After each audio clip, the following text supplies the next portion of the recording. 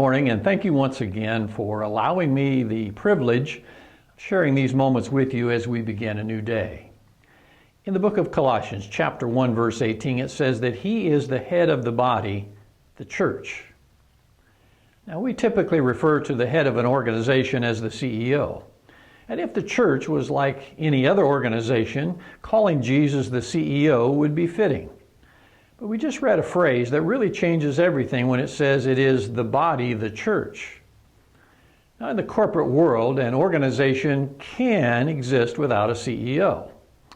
But it's absolutely impossible for the human body to exist without a head, and if the church truly is the body of Christ, then it simply cannot exist without Christ to be its head. In Ephesians 4:11-16, we read about how Christ's church is designed to operate with Jesus being the head of the church, His body. It says that He gave the apostles, the prophets, the evangelists, the shepherds and teachers to equip the saints for the work of ministry, for building up the body of Christ until we all attain to the unity of the faith and of the knowledge of the Son of God, to mature manhood, to the measure of the stature of the fullness of Christ, so that we may no longer be children tossed to and fro by the waves and carried about by every wind of doctrine, by human cunning, by craftiness in deceitful schemes.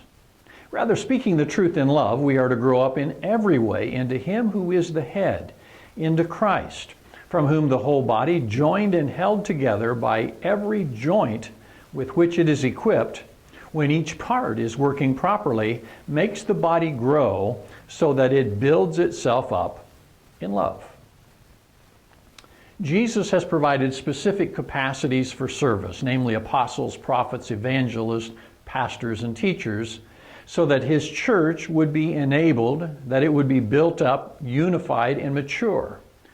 And when equipping and enabling service takes place, the church is safeguarded against deception and false teaching. And when honest and loving truth conversation is characteristic, spiritual growth, genuine spiritual growth results. Now, this is the ideal, but we know that the church is made up of imperfect people who just don't always live according to the ideal. Which brings us down to a personal level. If Christ is to be the head of the church, then He's to be the head of our own lives. What He says, we do. How He would have us to live is how we live. The beginning of a new day is a great time to reaffirm Jesus as head of our lives. We have the opportunity to willingly and deliberately submit to Him. And as members of His church, we have the privilege of vitally connecting with others within the church, other members, reaching out to talk, text, or to visit with them. Through open and honest communication, edifying words and gestures, we can contribute to the unity and the harmony that He desires for the church, His body. According to Colossians 1:18, the goal is that in everything He might be preeminent. I trust that this is our goal today and every day. The acronym WWJD, What Would Jesus Do, really is appropriate to consider. As our day stretches out before us, what would Jesus do with our lives if He's truly the head? It is a great and important question for us to consider.